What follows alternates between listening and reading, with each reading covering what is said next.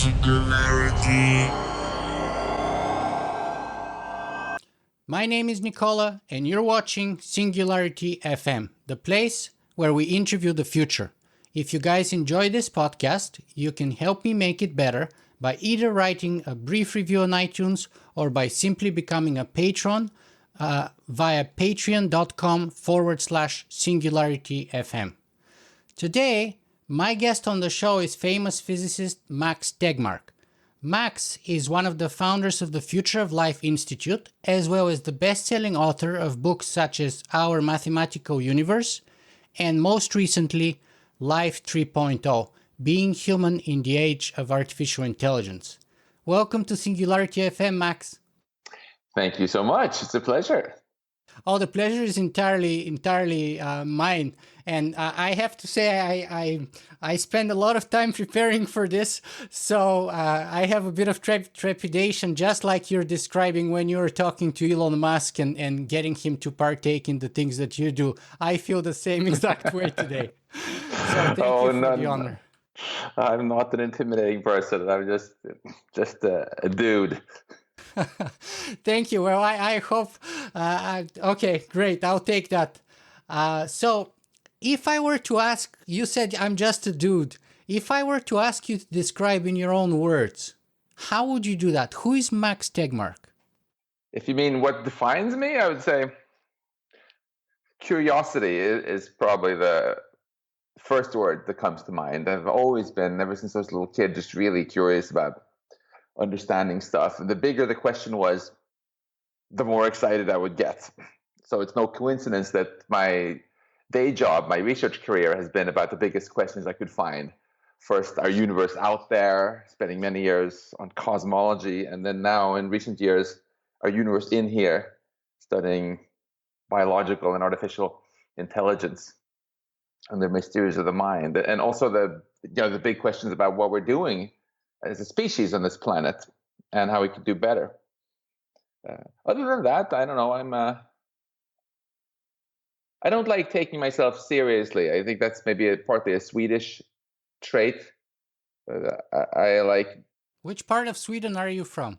I'm from Stockholm originally, and we have a traditional award that called the Goof of the Year award that my brother and I started, where we give prizes for who screws up in the most spectacular ways.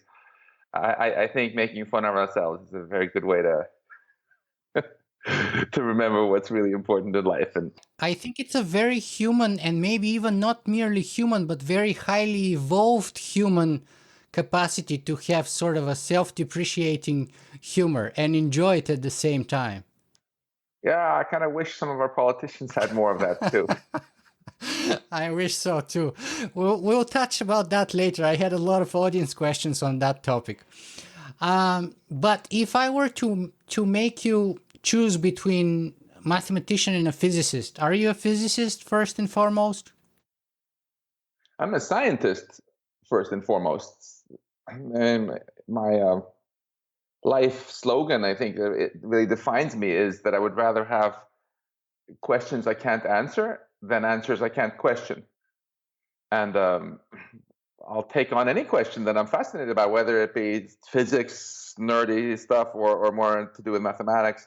Right now, my research at MIT with my research group is mainly on artificial intelligence, which is a quite interdisciplinary topic, really, bringing together a lot of ideas from math, computer science, and neuroscience, and even physics. What is it that brings so many physicists into the field of artificial intelligence? You know, I talked to, Lawrence Krauss is not exactly in your field, but I've interviewed him on my show here. But of course, we had even people such as Dr. Stephen Hawking making pronouncements on the topic. Elon Musk is a great sympathizer of physics. Of course, we have Martin Rees. We have a long history of physicists, getting involved. John von Neumann, of course, and so on and so on. What brings so many physicists into the field of AI? I think what it is this physicist's obsession with not just trying to make things sort of work like engineers, but actually understanding it at a deeper level, and also having the audacity to think that maybe you can understand things that other people think are too complicated.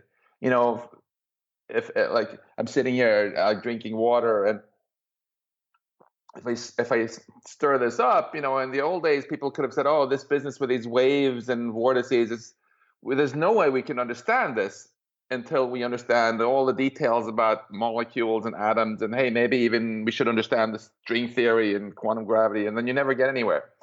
But physicists came along and had the audacity to think, "Hey, maybe there's a hidden simplicity in these patterns," and they actually discovered this thing called the Navier-Stokes equations, which discover beautifully everything we see here. And that was done even before people knew that there were atoms. And in the same way, I think physicists look at something like intelligence, where a lot of other people are taking almost this botany approach and saying, "Oh, you can never understand anything about the brain until you understand why there are so many different kinds of neurons." And sort of having this audacity to think, maybe there's a hidden simplicity here that lets us understand the higher level phenomena without getting lost in the weeds. And for example, Hopfield, who really revolutionized neuroscience by coming up with this extremely simple neural network model. He was a physicist, surprise, no surprise, right? And more recently, when Google DeepMind blew the world away with their AlphaZero AI, right, that by just playing against itself was able to learn to beat the world's best Go players and chess players. It didn't use any of this complexity of dozens of different kinds of neurons. There was only one kind of neuron.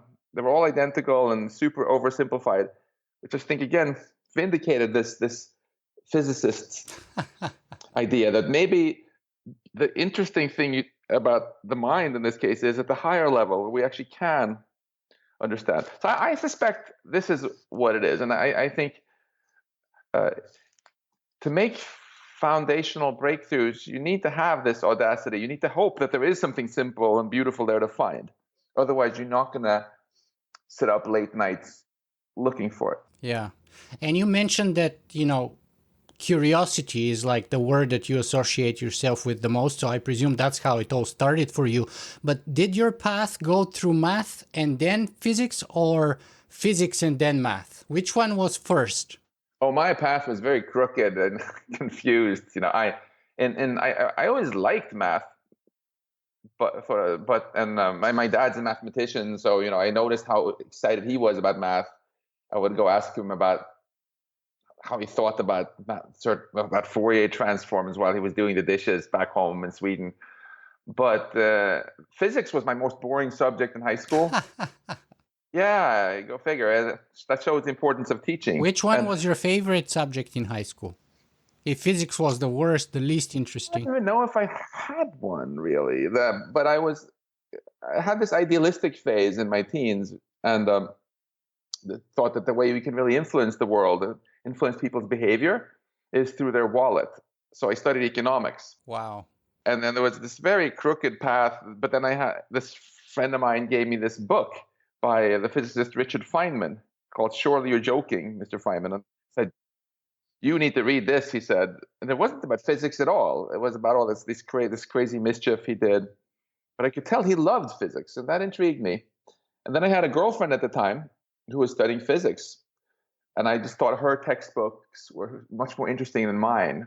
And even though that love didn't last, my love for physics did, and this led me to actually start studying physics, and here I am. Wow. And I honestly think the world is a better place for you not taking economics personally, but that's my own personal bias. So let me ask you this, though. You talk about our mathematical universe and about being a scientist first and foremost. Is that reality? Because let me give you sort of a setup where I'm coming from.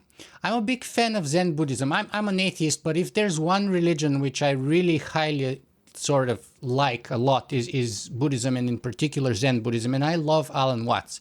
Well, Buddhism in the traditional form doesn't even have a god in it, so I guess that's what you're saying is self-consistent. Yes.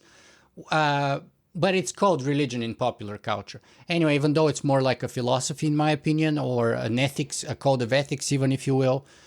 Anyway, so Alan Watts says that math, just like letters, because math is numbers, for example, that represent real objects that exist in reality, is therefore not the real objects, but the mirror image of those objects. Just like, for example, Plato claimed with his cave metaphor that, we have those shadows on the wall in the cave that people perceive to be reality, whereas reality was completely different. Likewise, Alan Watts says that math is not reality, but is a mere representation of reality, the poor mirror image of reality, which, if captivating us to a certain degree, would basically imprison us in Plato's cave of fake reality by thinking it's the real reality. Because we should never forget that, we have mathematical representation, let's say, of this glass and of sound. But this is those representations in paper are not reality. This is reality. He says this is reality, and we can't give it a name because this is the real thing, and all the stuff on paper is merely the representation of this stuff. So sorry, that was a very long digression, but what's your take on this kind of argument from Alan Watts? Well, first of all, I find it kind of amusing that some of the people who feel most confident that they know exactly what reality is are not physicists who've actually studied exactly, bing, and what's happening when you hit the glass. It's so easy to feel you understand things when you when you haven't probed it in detail. If you ask me, well, first of all, what is a mathematical object in the first place, right? It's an object that has no properties other than mathematical properties. And you might think, oh, this cup, surely it's not a mathematical object because the properties it has, like yellowness and it's kind of plasticky, and the water with its wetness, those aren't mathematical properties, right? But when I look at this with my physicist eyes, I see a blob of quarks and electrons. And these elementary particles, what properties do they have? What are the properties of an electron? In fact, the properties of an electron are -1, 1/2, 1, and so on. And we physicists have given those properties nerdy names like electric charge, spin, and lepton numbers. But let's face it, they're just numbers. And in fact, the only difference between the electrons and the quarks and all the other particles that make up everything around me in the room here is what numbers their properties are. So if all the stuff that makes up our world has only mathematical properties, it starts to sound a little bit less crazy already that maybe this is something mathematical. And what about the space that all this stuff is in? What are the properties of space, actually? Well, one property, if you think about it, is 3. Because 3 is the largest number of fingers I can hold that are all perpendicular to each other. Again, we have a nerdy name for this. We call it the dimensionality of space. But that's just a word we humans made up. The property is 3. Then Einstein came along and said that space also has properties of curvature and topology, which are, again, math properties you'll study in grad school, right? So if both space and everything in space, as far as we physicists can tell, have no properties except mathematical properties, then I think we need to take seriously the idea that, hey, maybe reality is actually something very different from what we thought. Maybe it's actually a purely mathematical object. And one comeback I often get is people say, oh, this Max Tegmark, he's crazy. He's conflating the map with the terrain. He's conflating the description with the described. Or the notes with the music.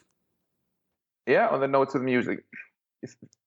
Let's think about the planets in the solar system. The name Neptune is a description. The planet itself is the thing we're describing. Let's think now about the octahedron, the dodecahedron, the cube, the tetrahedron. and the icosahedron, the 5 platonic solids, right? Plato, he could have made up any name he wanted for the dodecahedron when he invented it, just like we could have called Neptune Schmeptune if we wanted. But he could not have invented a new platonic solid, because there are only 5 that exist. Okay? In that sense, these platonic solids are not invented by us. Plato discovered that they exist, and he has invented the names, the descriptions that he made for them. And it's in this sense that mathematics is something that we discover and not invent. And this is a very, very strong emotion that my mathematician friends have. Typically, like I have a colleague at MIT, David Vogan, in his office. He has a big poster he's made with a picture of this E8, this mathematical object called a Lie group that he spent 10 years of his life studying. And then he loves it so much he's made a picture of the properties he discovered. And if I told him, "Hey, David, you just invented this. You didn't discover it," he would be pissed off, because he feels he discovered this in exactly the same way that Plato discovered the dodecahedron. And my suspicion is that there's this whole landscape out there of mathematical structures that we humans are gradually discovering more and more of. And as I explain in my first book, A Mathematical Universe, this is the same external reality that we also experience, that we actually live in, that we actually call our physical world. And even though it's the mathematical properties are well hidden, you only notice how mathematical nature is when you either start to zoom in enormously into the micro world, like we did when we talked about the particles that make this up, or when you zoom out a lot and look on the grandest cosmic scales, when you start to see again, hey, wait, this is like really mathematical. Let me ask you a couple of other sort of soft, personal, curious questions. Are you a dog person or a cat person, just for fun? Although at the moment, I don't want to have any cats in the house, because there's this incredibly cute mouse that's moved in here, and my wife and I have made many unsuccessful attempts to catch it. We feel it needs to go to college, and by which we mean majoring in forest research out here in Winchester. But it's too smart for us. But it's also very cute. We put up an infrared video camera and can sort of see it tricking us at night and refusing to go into our traps. Its name is Snoofy. So as long as Snoofy lives here, there'll be no cats. But you are a cat person otherwise. Yeah. You just don't want to interfere with Snoofy's happiness or survival chances.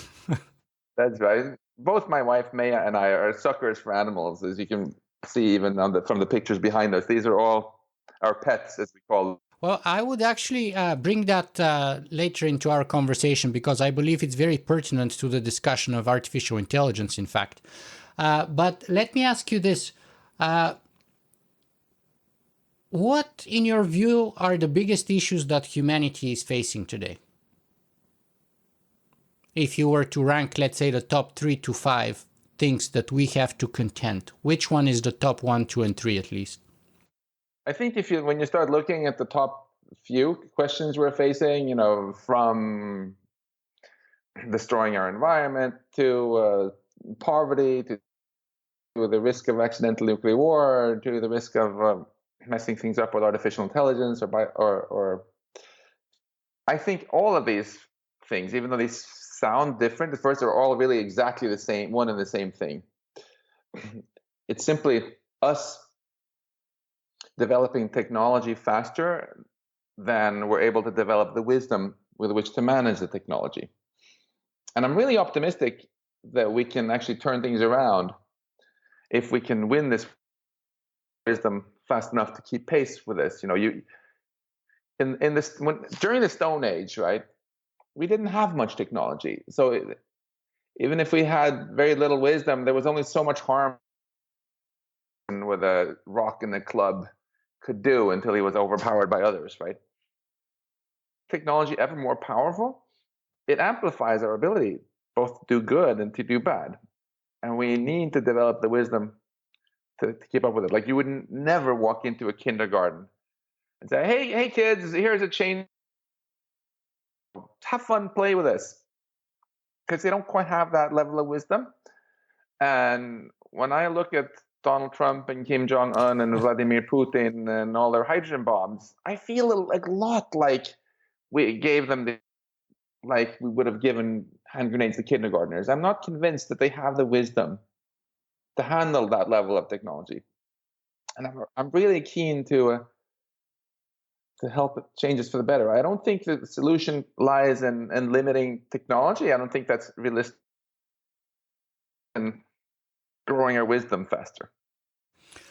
Well, I totally agree with you, and my whole presumption of my blog has been a conversation about exponential technology and disruptive change, grounded in ethics, however, because my claim that I've put forward for the past 10 years is that technology is necessary, but it's not enough. It's not sufficient.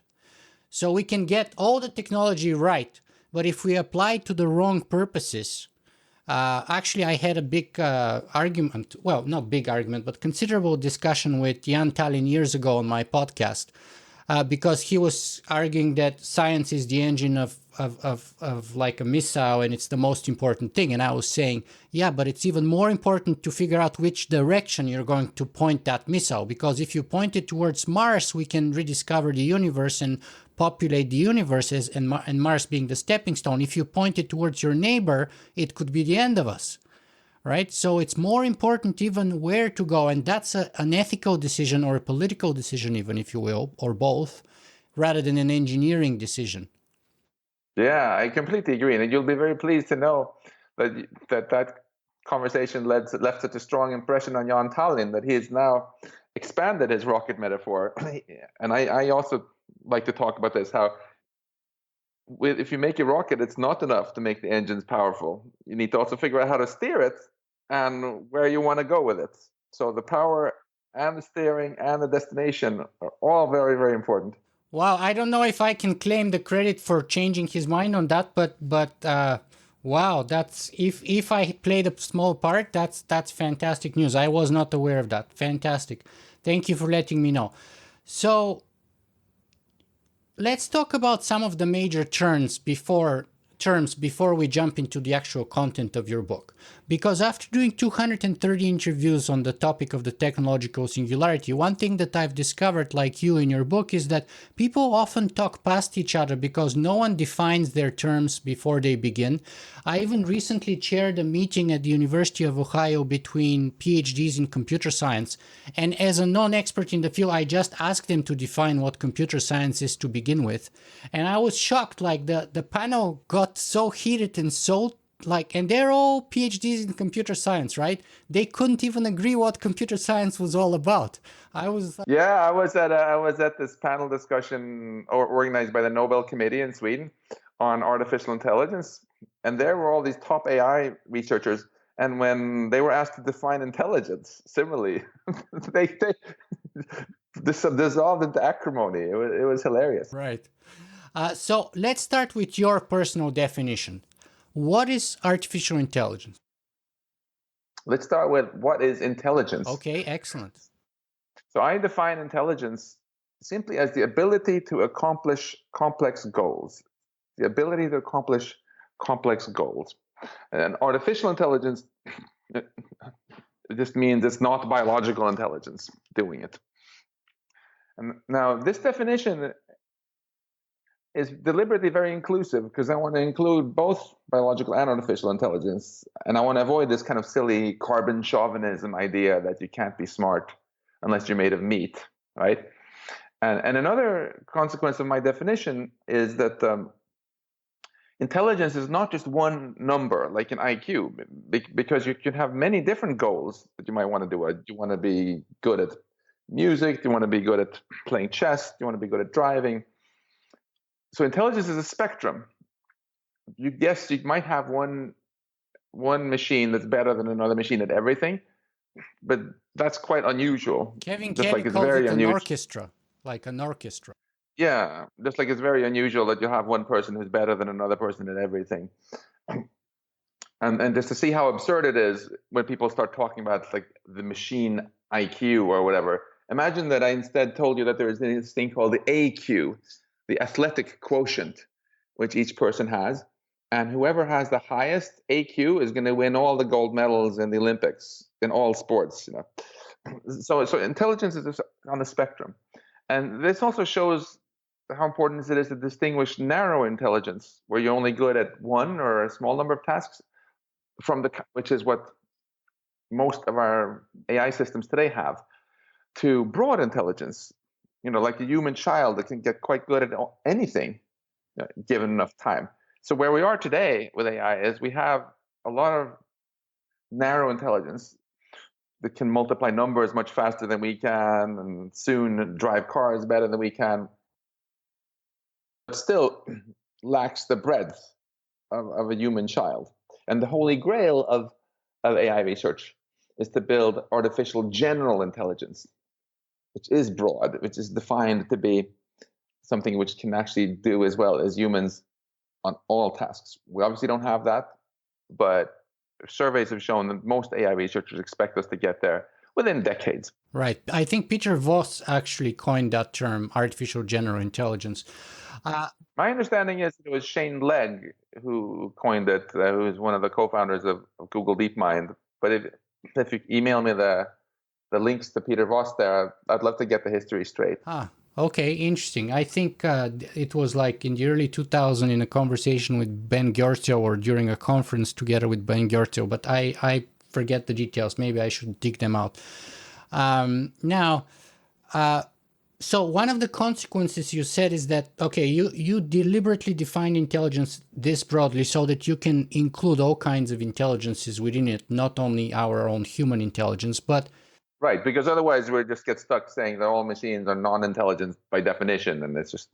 Right, but then that means that the first word, artificial, is kind of superficial and maybe not even necessary and sort of self-serving and anthropocentric, is it? Well, I think it's useful to distinguish between biological intelligence and non-biological intelligence, since the former is the only general kind that we have today. I see. Okay, and then, so we have intelligence and we have artificial intelligence and the use thereof. So then, what is the technological singularity? So this is a very interesting and controversial idea, where if we manage to build artificial general intelligence, so we have now a machine that can do everything as well as we humans can, right? That means that it can also do AI design and AI research as well as humans can, which means Google could replace its 40,000 engineers by AI systems that could do the same stuff much cheaper and much faster. And from that point onward, our progress in improving AI further will be driven mainly by AI itself, not by humans, which means that additional AI progress could be way faster than the typical human research and development timescale of years. Let me hold you here for 1 second, though, because people have pointed out that if you have an AI and you copy it 40,000 times, you're not 40,000 times smarter than you started. You simply have 40,000 identical copies of the original AI. So it's like having 40,000 identical people. And progress comes from diversity in intelligence, allegedly. Sure, absolutely. First of all, the argument I'm about to make is not an argument that we will, for sure, with 100% certainty, get a singularity. Well, the argument I'm making is simply to explain why it's not a crazy idea. So, of course, if you don't want to have a company with 40,000 identical people doing the exact same thing. That's a complete waste of your payroll as well. I'm just making the point that if you can replicate each individual human with machines, you can do the same thing much cheaper, and then you can start having much more employees, and they can work much faster, much longer hours. And before long, it's likely that they're going to start, the AIs you'll have working for you, or the AI will have actually capacities that are much better than human researchers with whatever diversity you want. And Irving J. Good famously pointed out, right, that if you just repeat this over and over again and let AI keep improving itself, exponential growth, perhaps, in intelligence. In physics, whenever you have an exponential growth of anything, we call it an explosion.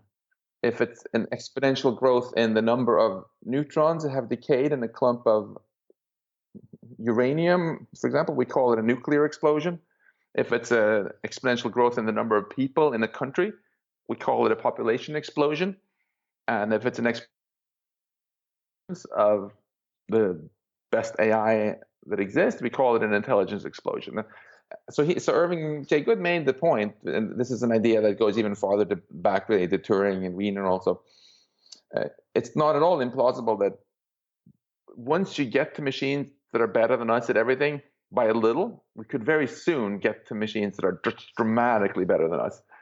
And I mean, as a physicist, I think this kind of humility is very appropriate, because we used to think that we humans are like the pinnacle of creation and the smartest, the best thing that there can be. But then we discovered that whenever we understood more about how some aspect of us worked, we couldn't just match our performance. We could rapidly do much better. Once we understood how our muscles worked and were able to build motors that were as strong as our muscles, it was very quick for us to make motors that were vastly stronger than our muscles.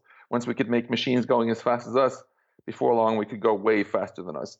And we should expect, once we can make machines a little bit smarter than us, it's pretty plausible that soon we can make machines way smarter than us. Because our intelligence, let's face it, is limited by the size of our mommy's birth canal, and also limited by the squishy blob of meat in our brain that computes sort of on the time scale of a second, which is already like 1 billion times slower than typical CPU clock speeds. And there's nothing special really about human intelligence suggesting we couldn't blow way past it. So the idea of a singularity, in short, is the idea that if we actually get to artificial general intelligence within decades, then maybe very shortly after that, we could be so far beyond that it's very hard to predict even what's going to happen. And the way I think about it, what this means is that we've really only seen the tip of the intelligence iceberg. And by building AI, we might be able to unlock the true potential for intelligence. It's always been latent in nature. Nature has dramatically more compute power than we've tapped into. Right. Seth Lloyd has a phenomenal book on that topic.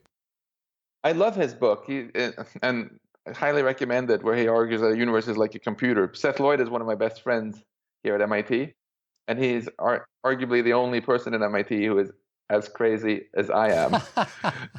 And in that spirit, though, if you think about our universe as a computer right now, what is it doing with most of its CPU cycles? It's spending a vast majority of them just simulating ocean waves and other stuff over and over and over again, and simulating some solar system out there where there's nobody living. You might consider that like a giant waste of space, like a screensaver, except even worse if nobody's looking, right? And if we can actually develop artificial general intelligence and make it go well for us humans, we have the chance to repurpose this cosmic computer and have it do much more interesting things with its compute cycles than what it's doing now. And if you think about it, that is kind of what I love the most about life also. Like when my wife and I put out some leftover food in the backyard, for example, and some cute little squirrel comes and eats it, she'll say to me, "Oh, this got rearranged into something much cuter." So in a way, what she means by that is that those atoms in the leftover rice that somebody didn't finish for dinner were not computing anything very interesting at all. They were just computing what a rice grain does when it lies still on a plate. Now instead, they're computing a conscious experience in the brain of a cute little squirrel, right, doing its stuff. And in a way, our brains, these atoms in our brains, are doing even more interesting things, I would say. In human brains, atoms can be involved in writing poetry, experiencing joy and excitement and beauty. Yet, if you think about it, what is the percentage? What is the fraction of all the atoms in our universe that are actually currently involved in computing something interesting?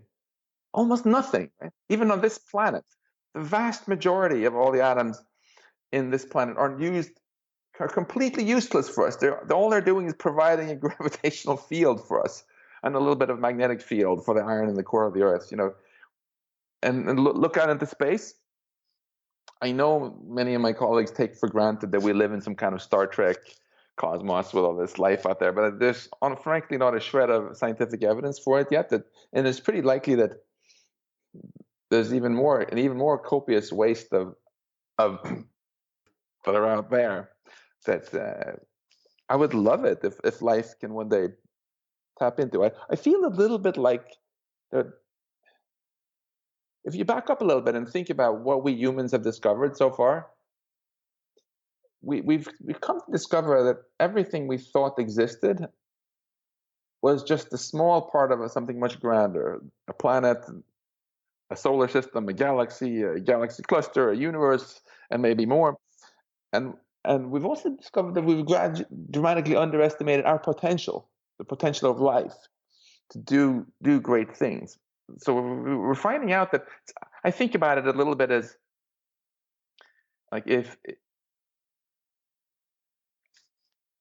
somebody, say, some civilization evolved and they'd spent all their life living on the island of Cyprus, and they thought that's everything that existed, and then they discovered, hey, there's this whole planet out there. Maybe we should and there was no animals out there, nothing. It would seem like a pretty nice idea to spread life to the rest of the planet, wouldn't it? And that's what we have the potential to do in our universe.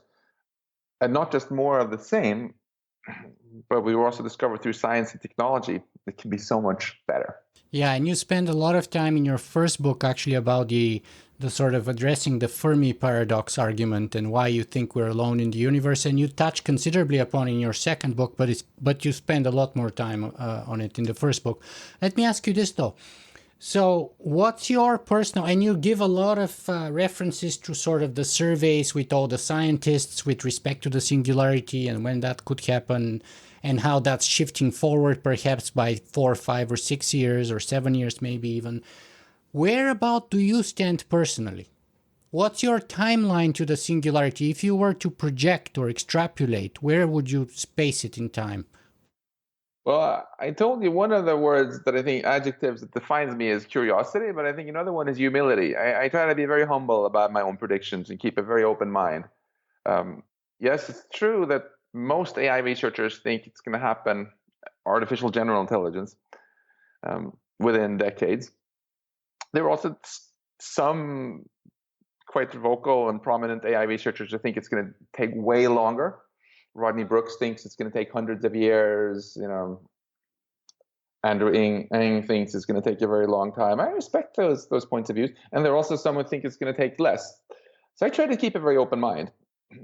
To me, the most interesting question is not to quibble about exactly how many % chance it is it's going to happen within the next 30 years, but rather to ask, what useful things can I do right now that are going to maximize the chances that this becomes a good thing and not a bad thing?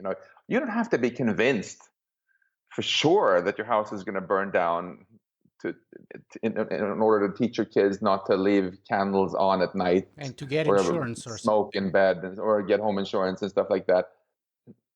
And moreover, we're not just talking about downside here, avoiding problems. We're talking about an incredible upside if we get this right. So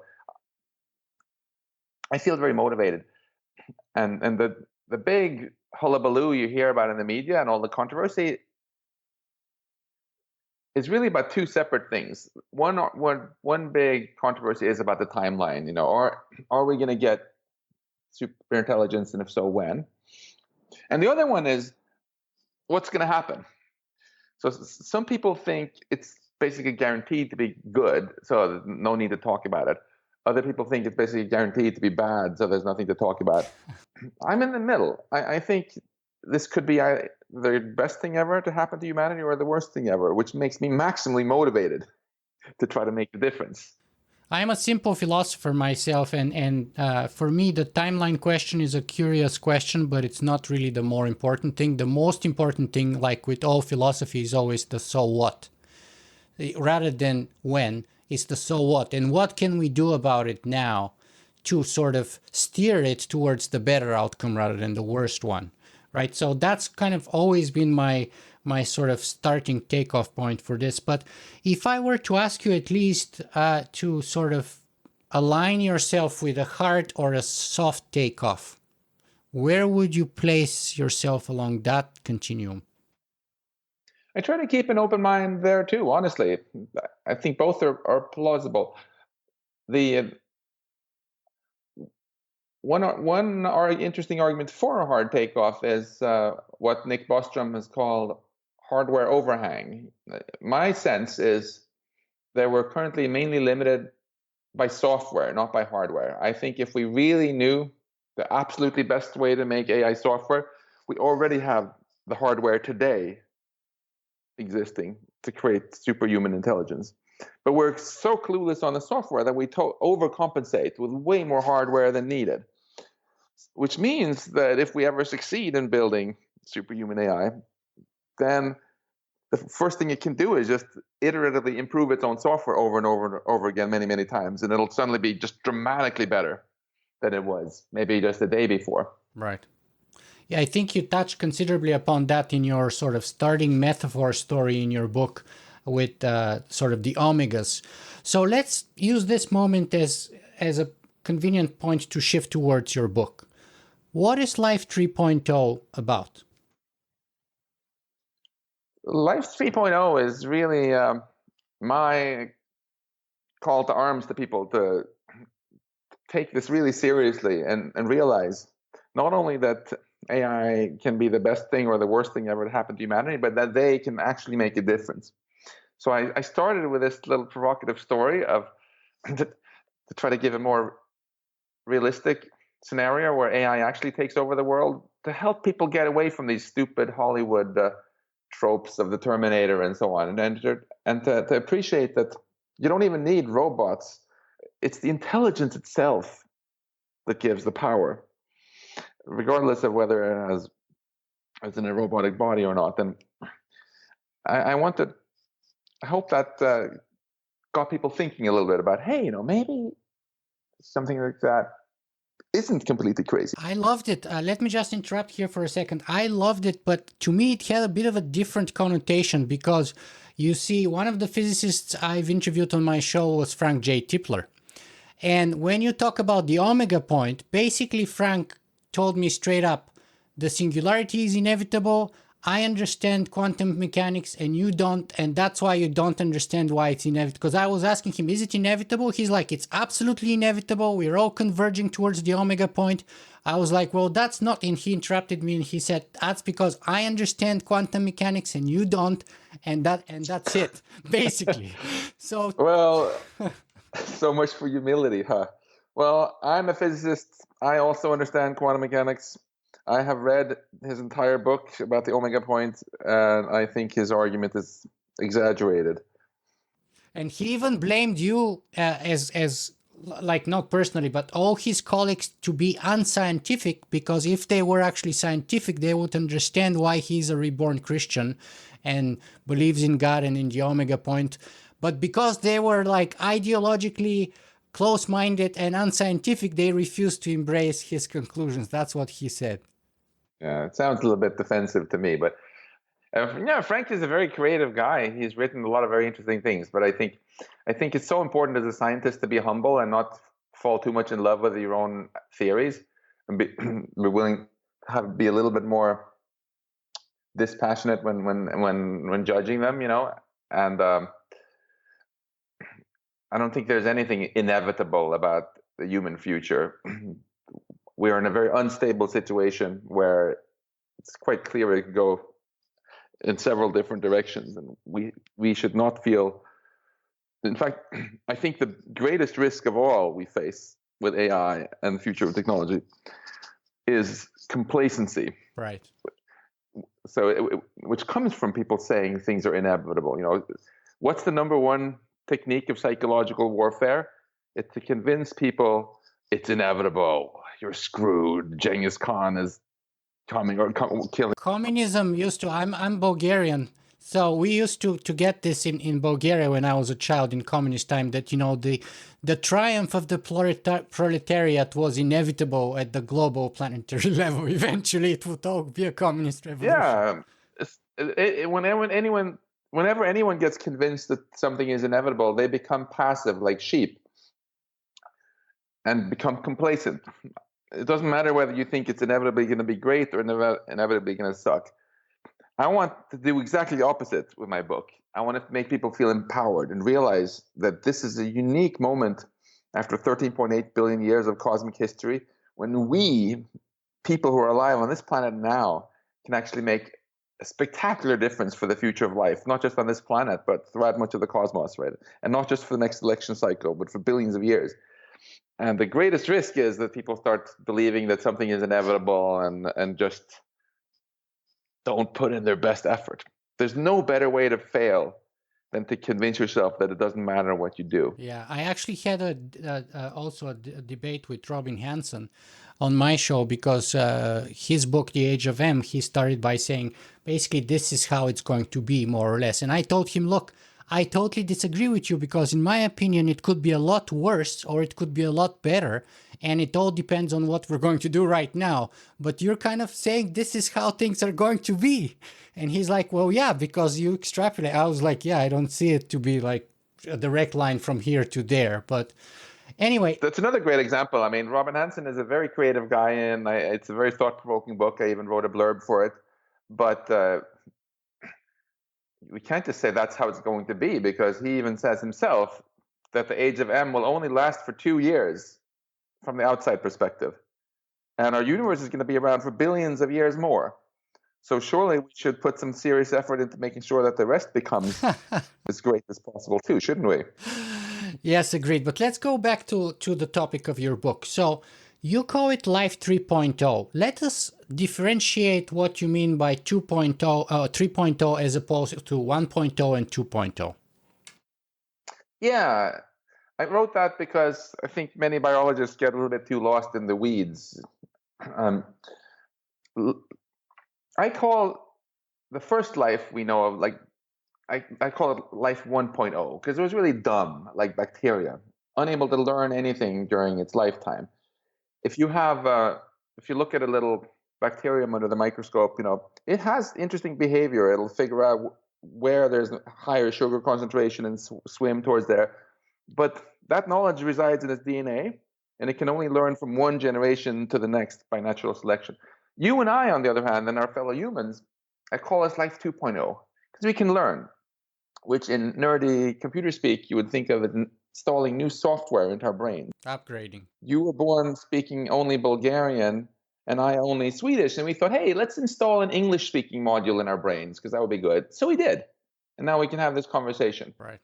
People around the world decide to install new job skills and all sorts of things. And it's this ability to learn, which has enabled cultural evolution and made us the dominant species on the planet, right? How many languages do you speak, by the way? I was counting something like 6 or 7 you mentioned in your book. And before our conversation, you even said a few phrases to me in Bulgarian, which totally blew my mind.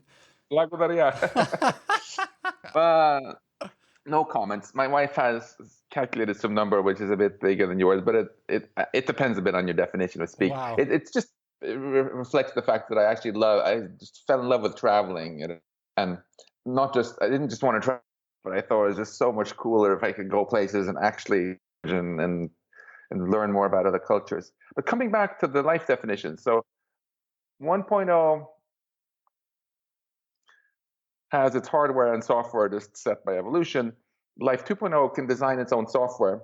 Life 3.0, which can design also its hardware, of course doesn't exist yet, but perhaps technology has already made us Life 2 artificial joints, pacemakers, and cochlear implants. And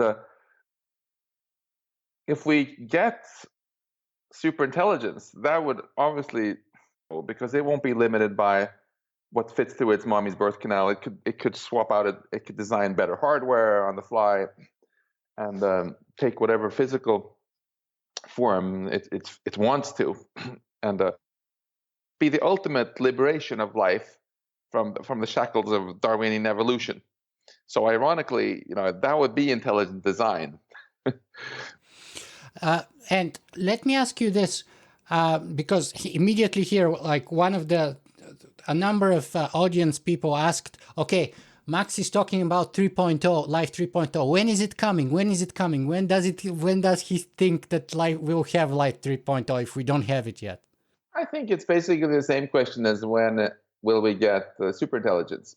Because, the reason we haven't figured out how to build self-replicating nanoprobes or neural machine interfaces and so on is because we're not our own intelligence has been stumped by this. It's obviously possible according to the laws of physics, duh. So if we can amplify our intelligence dramatically with machine intelligence, I think it's a no-brainer that we or machines can figure out how to do this. Wow. Okay, so if I were to ask you to summarize the thesis of your book in a sentence or two, what is your thesis? 13.8 billion years of cosmic history, we are on the cusp of really becoming the masters of our own destiny, right? We've finally developed technology to the point that we can either use it to self-destruct or to help life flourish throughout the cosmos for billions of years. So we're at this amazing fork in the road. And there's never been a time when we should feel more motivated to pay attention to this and make sure we make the right choice at this fork in the road.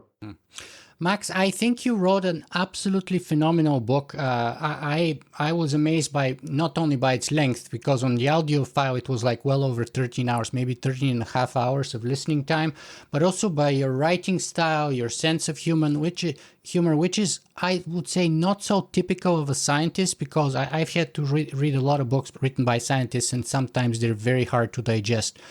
Especially mathematicians. So, for example, the only book I've ever had to drop because I just couldn't get through it was Mathematica by Stephen Wolfram. It was, and I got some of the ideas, or I thought I was understanding it, but it was so hard to digest, to read. Anyway, that's just my personal flaws. But so I love your book, but let me just push you a tiny little bit on your opening quote in your book, and because you touched in your last statement here before, and it's an opening quote that you took from the Future of Life Institute, which we're going to touch upon later on, which goes like this: technology is giving life the potential to flourish like never before, or to self-destruct. Let's make a difference. I totally embrace this call to action. The only qualification I want to add here is let's talk about what life are we talking about. Okay, because there's a recent report here that came out that says that humanity has killed 83% of all wild mammals and half of all wild plants. And now of the surviving animals and plants, for example, 83% are poultry birds, for example. 70% are poultry chickens and other farmed birds. And of the mammals left in the world, 60% are livestock, 36% are pigs, and only mere 4% are wild. And of course, and those livestock animals generally do not live very happy lives either. Right. Thanks to us. Right. I just finished interviewing Professor Peter Singer before you on my podcast when we talked a lot about that. But so. Good. So when you talk about life has flourished, I said can flourish. Technology is giving life the potential to flourish like never before. Okay, all right, I accept that. So you mean, let's talk about which life you're referring to. You have a lot more expansive definition of life, spanning beyond Homo sapiens. Yeah, thank you for reminding us that we need to be humble and not get all arrogant about how nice we are, because let's face it, we're not always very nice. We're nice to our pet cats sometimes, but we've been very much not nice to a lot of the other species we have killed off, to Neanderthals, to our farm animals today. and to slaves and so on. So you actually come straight to one of the core questions that I really talk about a lot, as you saw in the later parts of the book, I which is hope so, because it's deliberate. which is the destination of the rocket. Exactly. People, tech nerds like myself, tend to get so obsessed about the power of the technology. Let's make this AI rocket powerful. But then, of course, we realize, we need to figure out how to steer it. And who comes on the rocket with us? Control and safety. Yeah, but where do we want to go with it? What kind of future do we want? This is, to me, the elephant in the room that almost nobody is talking about still today in 2018, because people are so focused on job loss and other near-term questions. But this is absolutely crucial. So, for example, some of my AI colleagues want us to build superintelligence and keep it under human control, like enslaved gods, disconnected from the internet. The Oracle AI, some people call that. Yeah, if it just gives them information, but some might want to go farther and have it even do things for them as long. But then, I feel humbled by who said that power corrupts, and absolute power corrupts absolutely. So you might wonder whether we humans in our present form are actually wise enough to handle this much power. And also, aside from any moral qualms that you might superior minds, which we have a bit of a bad track record with in the past, right? You might also worry about the superintelligence breaking out and taking over. So that's one. And then I also have some colleagues who are fine with AI just taking over and even causing you, as long as we can feel that these AIs have adopted our best values, like our cosmic children, right? But how can we be sure that the AIs aren't just unconscious zombies tricking us into anthropomorphizing us, right? And also, shouldn't those people who don't want human extinction have a say in the matter also? And now, if you didn't like any of those two high-tech scenarios, it's also really important to remember that low-tech is suicide in a cosmic perspective, right? Because if we don't go far beyond today's technology, the question is not whether humanity is going to go extinct, but merely whether we'll get taken out by the next killer asteroid or some other problem that better technology could have solved. And then there are people who think, hey, can't we have our cake and eat it? Maybe and create superintelligence which is not enslaved, but treats us, its goals are aligned with ours. So this is the gist of what Eliezer Yudkowsky has called friendly AI. Yeah. And I think if we could pull this off, it could be amazing. We could not only eliminate negative experiences like poverty, disease, and suffering, but also give people the freedom to choose between this amazing new diversity of positive experiences. But many people have very different ideas for what they want society to be like in such a future, what sort of society there should be, and for whom? There's also and for whom exactly, and also there are all these very tough technical problems involved in how to make machines understand our goals, retain our goals, and adopt our goals. So if we're going to have a fighting chance of getting any kind of friendly AI, we need to stop futzing around and really focus hard on AI safety research today, so that we can figure out how to make machines understand, retain, and adopt our goals before, and not just start this the night before someone switches on a superintelligence. Right, I agree completely. But let me share with you something that I experienced, and it's, I think, continuing that point about who is included and how, and whether we're exhibiting speciesism or biologism or carbon chauvinism. I became vegan about 2.5 years ago. And Me too. You too? Yep. Since when? About more like 1.5 years ago. My wife and I decided to just, okay. That's phenomenal, because I'm setting you up to give you a hard time for your great leather jacket, which I used to have one of which for many years, and I recently gave it away. Okay. The David Chalmers I'll leather blame jacket. blame I'll blame my wife for the leather jacket because she bought it for me.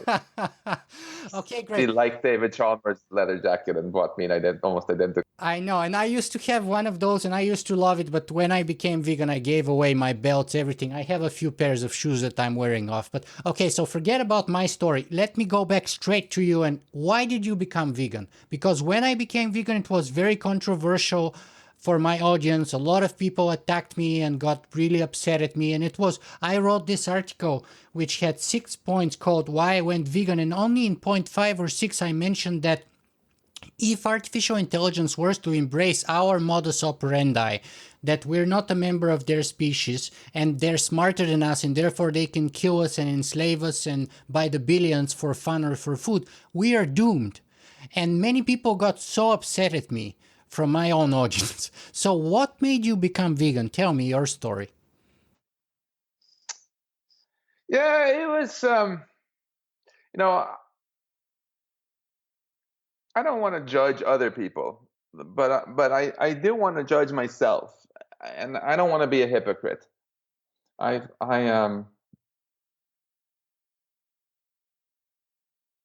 feel that we really should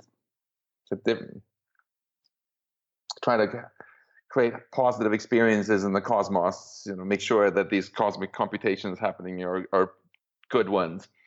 And so, since I personally find it quite disgusting how we basically torture a lot of our livestock and farm animals in conditions that make even a lot of slavery seem pleasant in comparison. I just feel I don't personally want to contribute to that. This even manifests itself in these other things that some of our friends tease us about, like Snoopy, the mouse I Right, mentioned. right. I thought that's going towards that direction when we were discussing it. And here we have Mr. Hoggles, the groundhog who lives in the backyard, and we some of our neighbors maybe think we should trap the groundhog. Hey, he moved in here before we did. We can get along, and I so that's my own make a big deal about it. I never try to convert anybody else to my viewpoint, either religiously or with or dietarily. But don't you find that's relevant with the potential relationship that we might have with artificial or even alien intelligence? Because, as I said, if they embrace our current modus operandi, we are doomed because they would treat us the same way we treat animals now, presuming they're smarter than us, right? And because they would say, you're not a member of my species, and we're so much smarter than you, therefore we can do whatever the heck we want to do with you, which is what we do now. And therefore my argument is, and so let me know if you buy it or not, is that at least we can hope to set a good precedent of higher intelligence treating a lower intelligence with dignity and respect the way we would like to be treated ourselves by higher intelligences, hopefully. And that's not guarantee, but at least it's a good precedent, I think. Oh, sure, yeah. I mean, people love to say, yeah, we should teach AI to adopt human values, but then what are these values we Exactly. want them to adopt? Do we really want them to teach them to adopt a value that might makes right? And if you have more power than some slaves, or if we feel that we're more intelligent than the chickens, we can treat them however we want. I'd rather not those be the values we load into our future AI systems. And let's face it, also, right? Technology just gives us so much opportunity to make more out of our resources. So we need to snap out of this outdated idea that we live in a zero-sum game. Uh, Many people still think that somehow the only way they can get it better is by invading another country or taking more land from somebody else or taking away more space from this wildlife reserve from the animals. No, with more technology, there's plenty enough atoms on this planet to provide wonderful lives for everybody. I agree completely. Let's go back to your book, though. Uh, how would you measure success or failure with Life 3.0? What's your kind of benchmark? You're a scientist, right? When you start to do something, you have to have a way to measure. Did I succeed? Did I fail? Well, For starters, no, if we could get some kind of guarantee that we're not just going to go extinct in some stupid self-inflicted mishap within my lifetime, I think that would already be a major success. It's absolutely actually not guaranteed. Even without AI, we've managed to come uncomfortably close to that many times, right? We've had over a dozen really, really serious instances where we almost had nuclear war by mistake. For example, former American Secretary of State William J. Perry visited us at MIT not too long ago and told us about when he got called up at 3 o'clock in the morning by this general telling the World War III had started and we needed to relaunch our nukes at the Soviet Union. If something like that happened, then thousands of mushroom clouds later, I think we could all agree we have not met our benchmark, right? That does not count as a wise use of our tech. And I think for starters, so that'll be my baseline. Let's not go extinct, and or do anything that pretty much everybody alive today agrees would be idiotic. That's harder than it sounds. And then now, if you're in a house that's on fire, the first thing you do is not to have a long philosophical conversation with your friends in the living room about what utopia you want. First thing you do is you get out of the house and put out the fire. I feel we're sort of in this situation on Earth right now. We're sort of driving towards a cliff. So let's first just buy ourselves a bit more time by not doing something really stupid. And then the next step, of course, becomes thinking really hard about what we are really excited about. And I would actually like us to start that also right now, because the best way to prevent premature extinction, and I think really is for people to have a shared positive vision about where they're hoping to go. Why is it that we sometimes form, or why is it that people get married? Why is it that we collaborate in general? It's because of a shared positive vision, right? And this is another thing that's very central in my book. This is also why we call the Future Life Institute something positive rather than the doom and gloom institute. I think, every time people go to the movies and think about the future, they watch yet another dystopia where everything goes to hell in yet another way, right?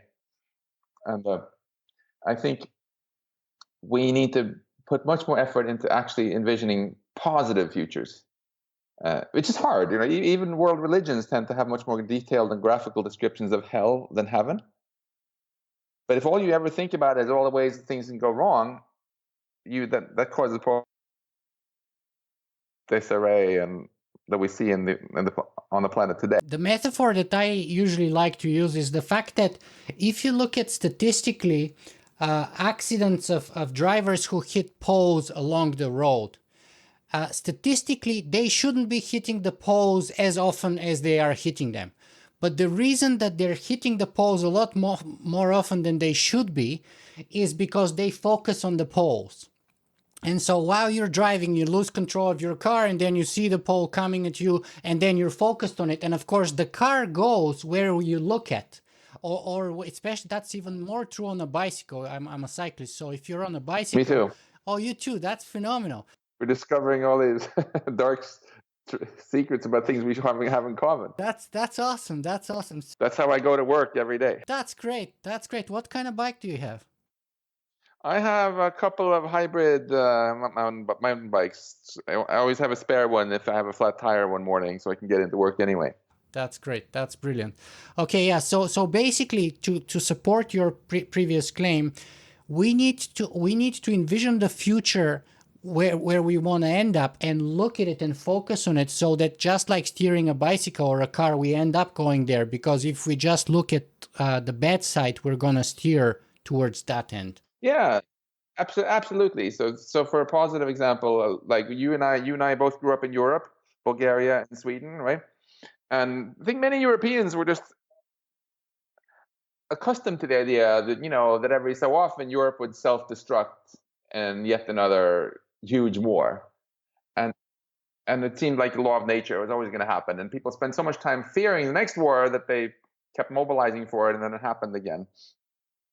And then, after 1945, people started saying, "Yeah, maybe we can have a more positive vision. Like, what if we actually just don't have a war in Europe for a while? Imagine all the prosperity we could get." And that's what actually ended up happening. Similarly, another very influential positive vision, I think, was when JF Kennedy gave his famous speech about going to the moon. This was something positive, which people really rallied around all across America and gave us a whole generation that was so obsessed and excited about technology that it transformed America into the world's scientific and technological leader. That's the reason why Silicon Valley today is, in America, not in Bolivia. And I think there's a huge power in this kind of positive visions. So my homework to anyone who watches this is to, next time you're at a party or having dinner or beers with some friends, whatever, ask them what sort of future society with advanced tech they would be excited about. And then try to poke holes in it and see if you can actually come up with some vision that you both think would be quite cool and willing to steer towards, and then share it online. Because the more discussion we have about positive futures, the more likely we are to actually end up in a positive future. And the more people realize that this is not a zero-sum game and we can all be better off and end up in this positive place, right, the more likely it is that AI is going to be used for good. Which is why the motto of my podcast is called Interview the Future, which then is used as the foundation for my blog motto, which is Create the Future. So you interview the future, you choose the best scenario, and then you start creating it. That's the whole idea behind my work. Anyway, we only have about maybe 17 minutes. So let me move on and discuss the Future of Life Institute. So we talked about your book. We talked about how you measure success and failure. And by the way, well, I would keep that thought for a second, but tell me, where and how does the Future of Life Institute fit within the grander idea behind the book's agenda? So the agenda of the book is very much the same as the agenda of the Future of Life Institute, right? We feel, me and my co-founders, that technology really has this incredible potential to help life flourish like never before, or to self-destruct, as we said. And we want to do what we can to make sure it becomes the former, not the latter. We're quite a small organization, most of us are volunteers like myself. We don't get paid for it. We put a lot of love and time and energy into it. And I feel it's been actually really inspiring how it's gone so far. It's gone way above my expectations, which were actually already pretty high from the beginning. So I don't say this lightly. We're focused specifically on the things that could make the most difference, because I'm a physicist, right? So if I want to move a massive object, I try to find something which is sort of balanced in an unstable situation where a small force can make the difference about whether it falls down this way. A point of leverage, as Archimedes would say, probably. Yes, exactly. So we focus on the most powerful technologies: nuclear technology, biotechnology, artificial intelligence. We've mainly done things to reduce the risk of nuclear war and to maximize the chances that things go well with AI. We're probably best known for our AI work, so I can start with that. And so when this began, the very first meeting ever of the Future Life Institute was actually very appropriately here in this room. This is our living room. We would often sit here. Where are you located, by the way? Are you in Boston or near Boston? We live in Winchester, just north of Boston. So at this dinner table here, the 5 founders of the Future of Life Institute. We sat and had sushi and got it all officially set up. There was me, my wife, Max Tegmark, psychology researcher, Jan Tallinn, whom you mentioned before, who co-founded Skype, Anthony Aguirre, a physics colleague of mine, and Victoria Krakovna, an AI researcher who's now working at DeepMind. And we would have all these meetings in this very room. So we would fit maybe 30 people around the wall here, and we would brainstorm about what were the most concrete things we could actually do, because we're very much about doing. And then we would rank them, and then we would go and we'd start doing them. And one of the first big project we took on was to mainstream AI safety.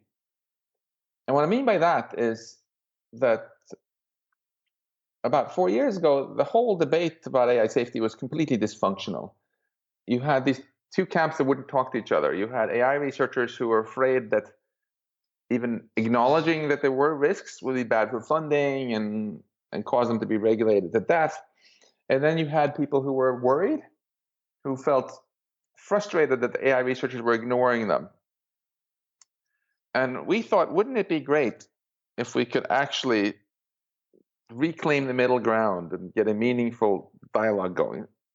So we realized that we should organize the first ever conference bringing together the world leading AI researchers and also warriors in a safe place where they could actually talk freely. People told me this is never going to work. Forget it. Why would they come to your conference? So we pulled out all the stops. We located it in Puerto Rico and in January, and sent out an invitation with the big picture of some guy shoveling snow off of his car. We used this usual avalanche strategy where we first had started a little snowball nucleus by getting a few very famous AI researchers recruit a broader circle. We banished all press from the conference, so people should feel safe and comfortable. And the result was really remarkable. It was so amazing, not just for me, but I think for pretty much everybody who came, to see that the people they had thought were crazy on the other side of the spectrum were all quite reasonable, and that there was a very broad agreement that, hey, there are real risks here and also great opportunities if we get this right. And what came out of that first conference was this open letter, which helped mainstream AI safety research because it was signed by a sort of a who's who of AI researchers. And what also happened there, which was great, was that Elon Musk basically said, okay, here you guys, you want to work on AI safety research. Let me give you 10 million reasons to do it. And with his funding, we were able to do the first ever global grants program and get people actually move away from the arguing and quibbling and into actually doing the research to get the answers we needed. 2 years later, we followed this up with a conference in California in Asilomar. And it was dramatic to see how far the mainstreaming can come in the meantime. Now it was much less taboo. And what came out of that meeting, the 23 Asilomar principles, had much more teeth to it. The Puerto Rico open letter was still very much peace, love, and motherhood. And the most scary word in that whole letter was pitfalls. But the Asilomar principles that came out, they talked about superintelligence. The word is in there, existential risk, and so on. And that again was signed by over 1,000 AI researchers. The who's who basically around the world. It was really, really impressive. And so after that, it's basically become impossible for people to dismiss these risks as things that only pacifist tree huggers and philosophers and other non-AI researchers worry about, because this was signed by all the founders of DeepMind and really the leading AI researchers from companies and academic institutions around the world. And so we feel that by now the mainstreaming part is pretty much completed. And now the really hard work begins, actually doing research to get the sort of answers that we actually need. and also get a more healthy conversation going in the broad the destination towards which we want to steer this rocket. Right, exactly. And going back to my conversation with Jan Tallinn, by the way, another thing that was a point of debate between the two of us was that he ranked AI as the highest, biggest, most highest existential threat. And I argued in favor of nuclear war in my books as the highest, most likely, and most urgent threat, especially in the face of, I mean, Putin and Donald Trump. And even though that interview was What could possibly go wrong? to be fair to Jan, though, that interview was way before Donald Trump got elected. But still, we had Putin, we had North Korea still, and all those issues, and tens of thousands of nuclear warheads around the globe. So in my books, that's always been like a higher priority. Whereabouts do you rank those? And I have to say to people, to members of our audience who haven't been to your website of the Future of Life Institute, that it's absolutely tremendous. I recommend everyone go and check it out. And it has the 23 Asilomar AI principles that you mentioned.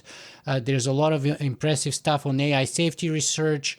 There's a lot of, let's say, the timeline of the accidental nuclear war, which should give people some food for thought when they're ready to dismiss that danger already as part of history or something. So whereabouts do you rank those two? Which one is higher priority than the other? Well, I would say, if 7 billion humans get killed this year in 2018 by some stupidity, it's probably going to be nuclear war between the US and Russia that was the cause, and it will most likely have started by accident. It's important to remember that these sort of accidents are also much more likely to actually lead to a full-blown war in a period of great tension and hostility, which we have right now between Russia and the US. But if instead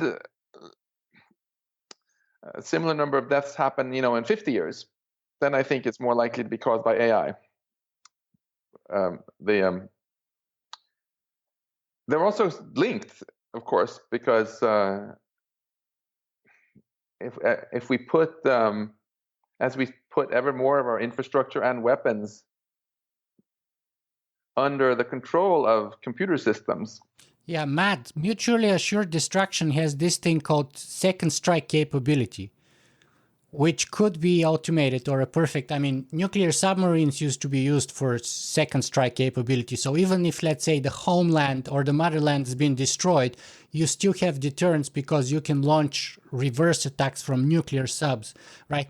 But now we can replace that with AI. Well, yeah, William J. Perry, our former American Secretary of Defense, again, it was absolutely not, some kind of peace activist. But he's the guy who was in charge of our nuclear arsenal. He thinks we should just get rid of our land-based nuclear missiles entirely, and our bombers, and just have nuclear weapons on submarines, precisely because we still have the capability to launch about 1,000 hydrogen bombs that way, which is plenty enough to deter anybody from messing with us. But it takes away the destabilizing aspect, right?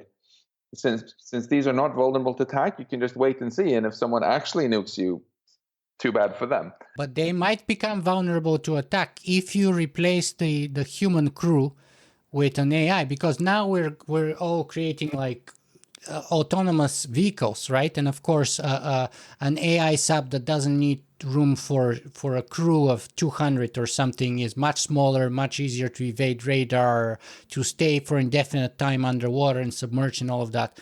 So if someone hacks that, that's another kind of danger. Yeah, and in addition to hacking, there's another risk which I think is worth keeping in mind. So some of these near misses we actually can thank humans for. Absolutely. So, for example, last year we went to London on October 27 and gave the $50,000 award to the family of Vasily Arkhipov, who single-handedly prevented a Soviet nuclear strike against the US 55 years earlier. And this coming September 26th is going to be the 35th non-anniversary of World War III because of Stanislav Petrov. And if you look at what happened, it's very relevant to AI. He was at this Soviet early warning Observer. facility.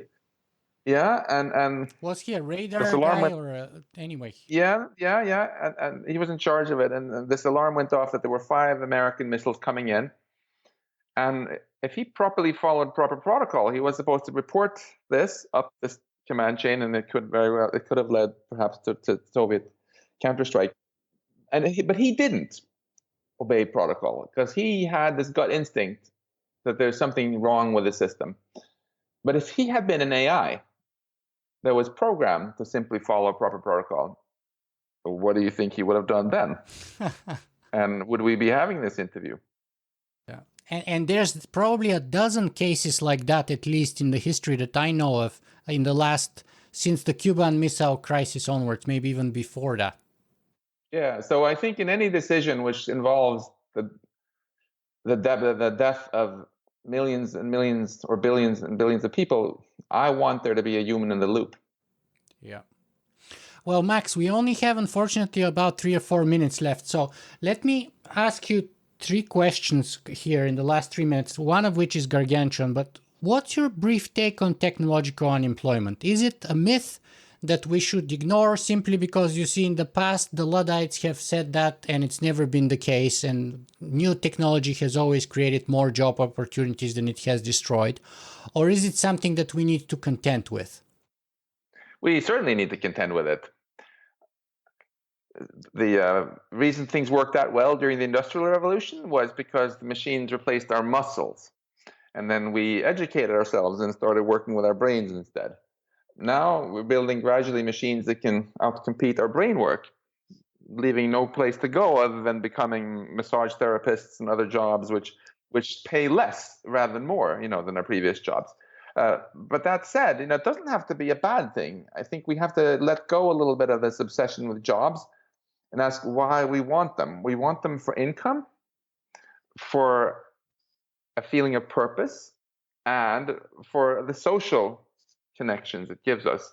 I think if we think hard about it, we can find a way of getting all 3 without jobs. If machines can produce everything we need, we can get a vastly larger economic pie, and we still can't figure out a way of sharing this pie so everyone gets better off and has a sense of purpose, then shame on us. Max, what's the best place for people to find more about you and your work? They can go to my website. They just type Tegmark into Google and look for the universes of Max Tegmark. Or I mean, the one-stop shop for exactly how I think about these things is, of course, supposed to be my book, Life 3.0, because that's why I wrote the book. I cannot recommend it high enough, by the way. It's a phenomenal book, as I said, very substantial, very in-depth, and going into many other fields that one wouldn't expect, like even politics, ethics, social issues. It's tremendously well done, and it's a must-read, in my opinion. Oh, thank you, Blagodaria. Well, I hope if people decide to read it, that they'll find not only that they learn a lot of new things, but more importantly, that they end up feeling more empowered than they did before they started.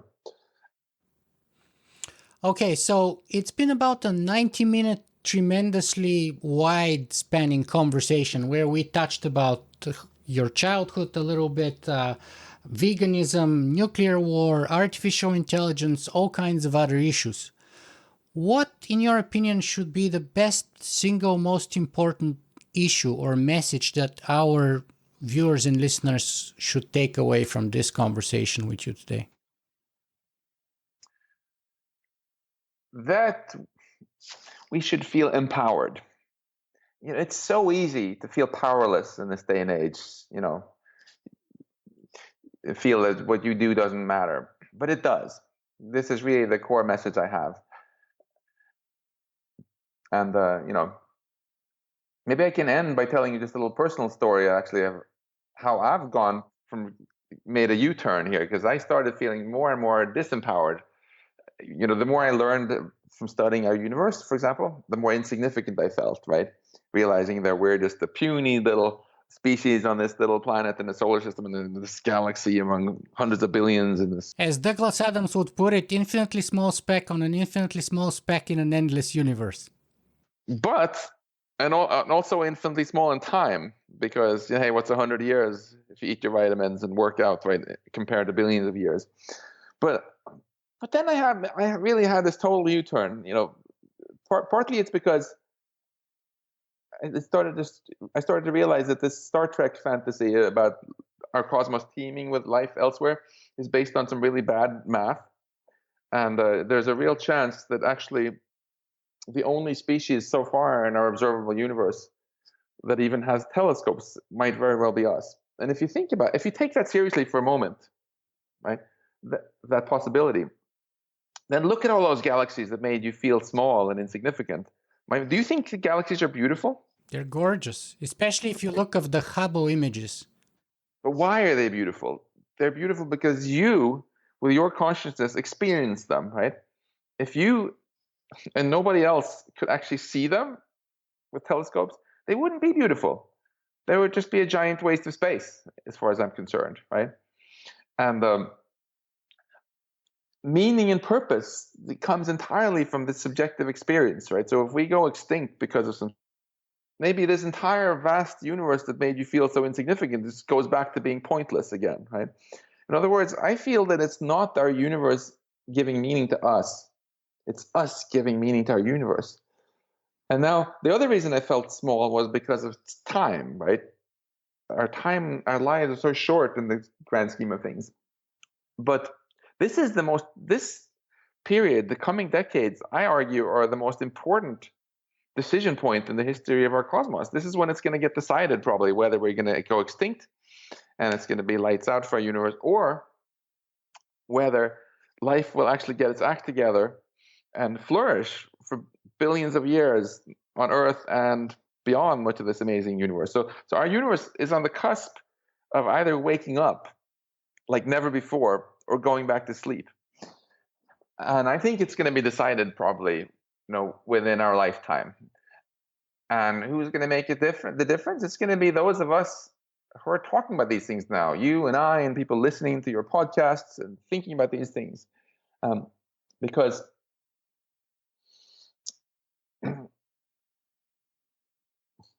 yeah, we are the. So basically, we have the opportunity to make the made in the history of life in the cosmos. That to me is a very empowering thought, and that's why I feel we should all. It should fill us with a very strong will to go out and make a difference.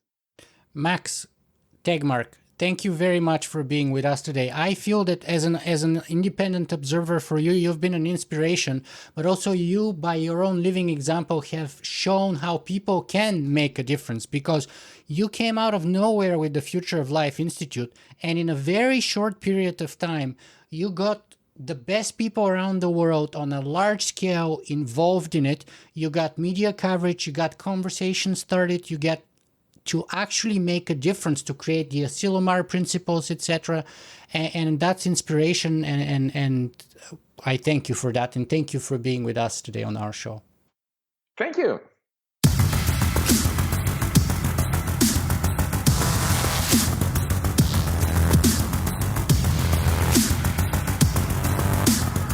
If you guys enjoyed this show, you can help me make it better in a couple of ways. You can go and write a review on iTunes, or you can simply make a donation.